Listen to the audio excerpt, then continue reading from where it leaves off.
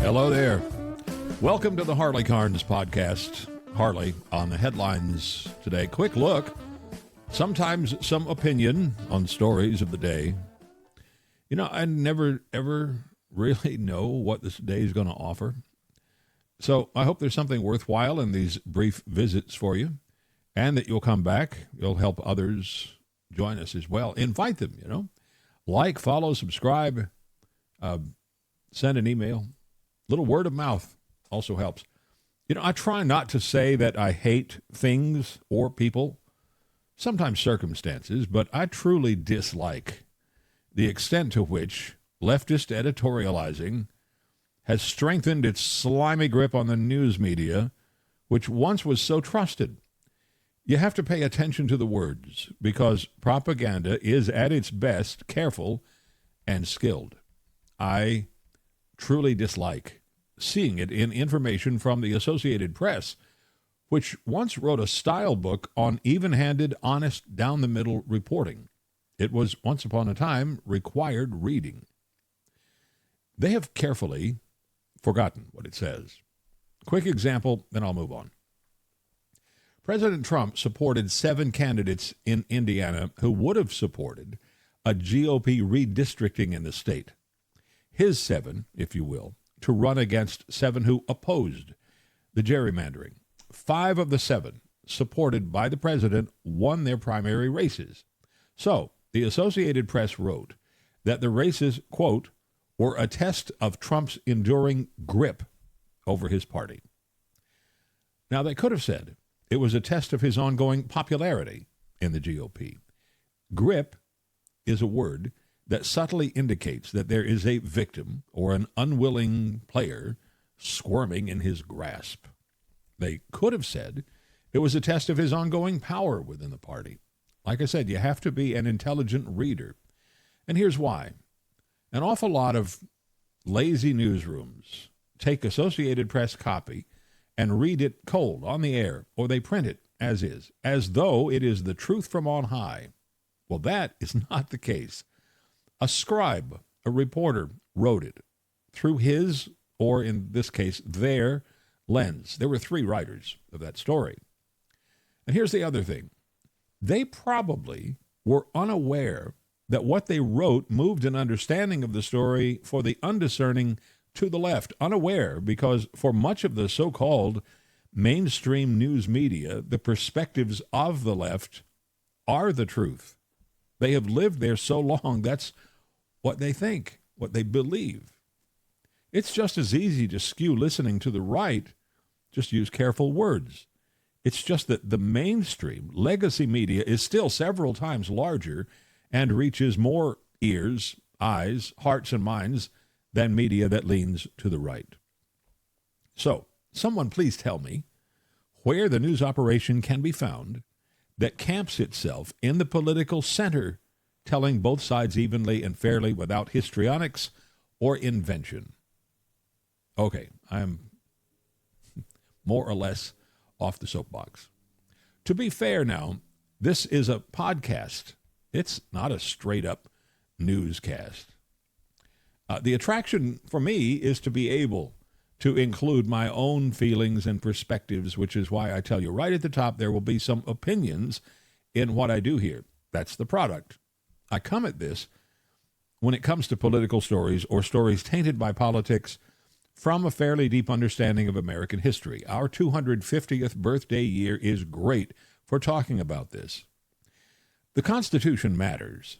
The principles embodied in it and the recognition in both the Declaration and the Constitution that our basic human rights come not from men, but from existing as sentient beings. The way they wrote it, from our Creator, deserving of the simplest things. We deserve our lives, the design of which belongs to us, not any group or government of people. We deserve our liberty, the freedom to create and conduct that design as we individually see fit. And we deserve the right to pursue that design and to enjoy that freedom too, not just to talk about it. No government has the right to take that from any of us. So people would say, therefore, if I believe that I must be conservative. Mostly that's true.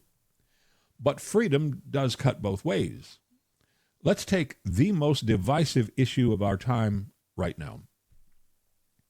Transsexuals and the body-altering and soul-changing surgeries that can go with it.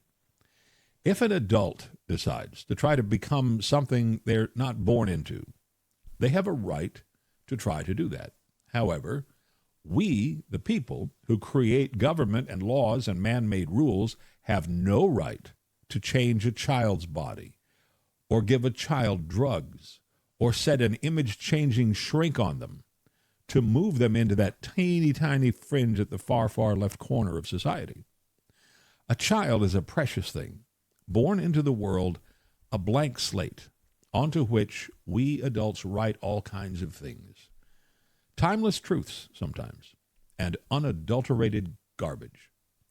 The child is born, however, with the same unalienable rights that we all claim, and has the right and responsibility to grow, develop, and become the person they ultimately choose to be when age has given them enough experience and information to make those choices.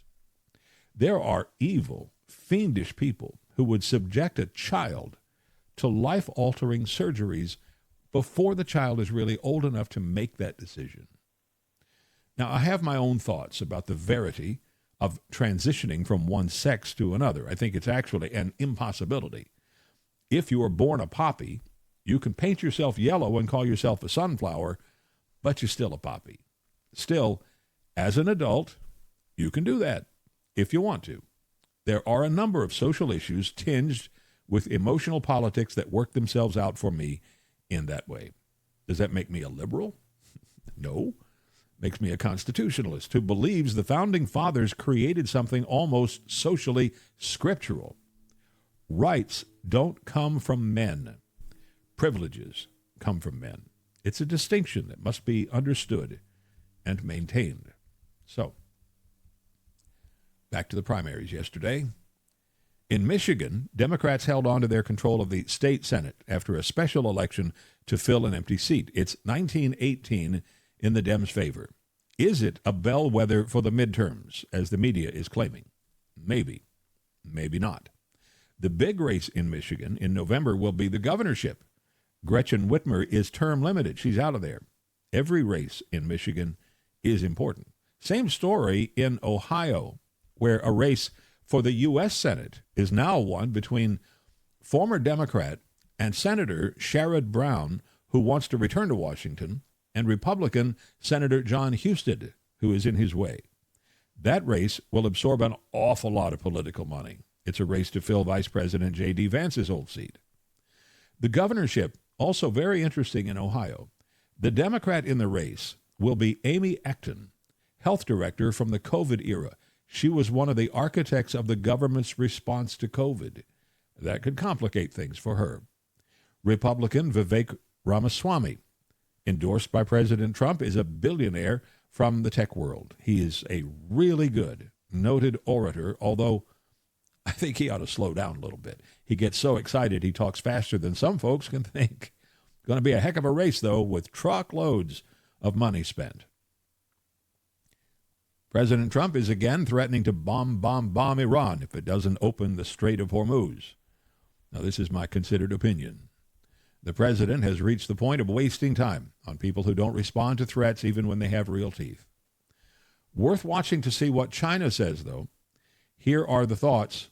Since China buys about 90% of its oil from Iran, they swing a very big stick in Tehran, and they could push for an end to Iran's hardline position. Or they could, as they have done so far, push for what they call a comprehensive ceasefire. But as we have learned, that is a tactic that plays in Iran's favor because it does what Iran wants. It would buy time. At the same time, China is calling for a resumption of traffic through the strait, which serves China and everyone else. So there is a lot riding, or at least involved, in President Trump's summit meeting with President Xi in a few days. Oil prices are coming down. Two big reasons. The most recent, of course, is China's call for ceasefire. The second, more important reason is the United Arab Emirates' intention to increase oil supply now that it has pulled out of OPEC. That increased oil supply will be flowing before you know it. This reduces Iran's influence on the oil industry, and it reduces the impact of closing the Strait of Hormuz, no matter how that works out. Fascinating stuff, isn't it? The FDA has approved flavored vapes for adults. Nicotine steam that tastes like strawberries, mangoes, or whatever. Of course, teenagers will get their hands on them, even if they're not supposed to. There's another criminal charge brought by indictment against the man who tried to invade the White House Correspondents' Dinner, where the president, vice president, their wives, and many others were attending. He never got into the room, but he did allegedly shoot and wound a Secret Service officer, and that's the additional charge against Cole Allen. People are so weird about black bears. They are big, can be dangerous, but mostly are not at all. But in places where seeing one is rare, people freak. Hanson Dam Park in Los Angeles, Lakeview Terrace area, was shut down when a bear was spotted in 3 different trees. Oh my. Bears climb trees, especially when they want to get away from people. Leave them alone. They'll come down when they get ready and they'll go on doing what bears do. But no. When the bear ambled into a Pacoima neighborhood, Fish and Wildlife officials came on the run and they shot it with a tranquilizer dart. The bear scampered up onto a brick wall and passed out right on top of it. Then they got the added trouble of how do we get the bear down? It was not aggressive at any time. It's just people who lost their minds overseeing it. You know, we go into bear country and we build civilization. Then we get upset when the bears trespass. One thing about Washington, they like to spend money. President Trump envisioned the new ballroom at the White House and set out a plan to get it done entirely with private donations totaling $200 and then $400 million. Said it was on schedule and could make the budget. Then the courts started saying, wait, you should get Congress behind this to make it fully kosher. So Republicans have included $1 billion in the ICE funding package for the ballroom, knowing that the attempted assassination adds a lot of weight to that request that the ballroom get done with all the security enhancements planned and probably more. They're calling it the East Wing Modernization Project. As President Trump has pointed out, to be fair, he is doing this for future presidents and their administrations. The ballroom won't be completed until a couple of months maybe before his term is over, and that's if it's on time. So it's for the future. It's not for him. And lastly, 3 cheers for some kids who were visiting Warrumbungle National Park, which is in New South Wales in Australia. With a name like Warrumbungle, it had to be in Australia, right? It's an ancient volcanic region. Beautiful vistas. Looks kind of like the American West. Think red rocks covered by trees and bushes. Lots of birds and wildlife, campgrounds, hiking trails, places to fall down and get hurt, which is what happened to one man. Thomas Wendland is a hiker who had fallen in the park and broken his leg.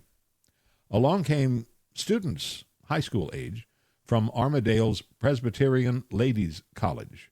They were part of the Duke of Edinburgh Award project.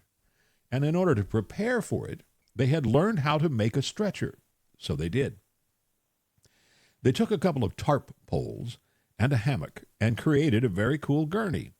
Then they helped get the injured man onto it, and they took turns carrying him down the rugged trail. One group of 4 would carry him for a minute or so, set him down, and then the next group would take a turn. They rotated like this for more than 2 hours to get him to a place where medical teams could tend to him. It was hard work, but it worked out really well in the end, and those kids have a great story to tell. More than that, a lesson in teamwork and determination and care for others. I guess that'll do it. I want to thank you for tuning in today, for joining us for this. I hope you will come back, bring some folks with you. You have given me a little bit of your time, and I do like to say, because it's true, I not only appreciate it, I get it. Your time is precious. You can spend it any way you choose. Also worth mentioning that we are found on Spotify, video, audio, as well as X, Facebook, YouTube, of course. I'm Harley Carnes, and until next time, do yourself a favor. Make some good, conscious choices in your life. Make a decision to be happy, and fly safe. It's the only way to get there.